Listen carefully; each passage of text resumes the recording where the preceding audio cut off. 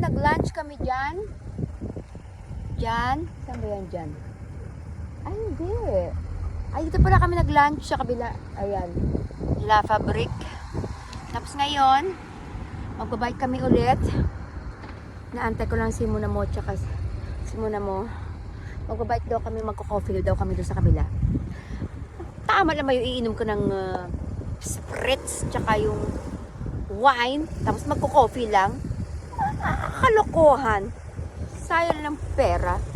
Sa atin sa Pinas pag nag-start ng inom, tuloy, hanggang gumapang ka. Dito on and off, mag-spritz, mag-apero, mag-wine, mag-ganyan, tapos magkakape. Aloha! Magkakape. Espresso pa yung kape. Kaya, tangina, ayan. Diyan tayo, mag-bike kami.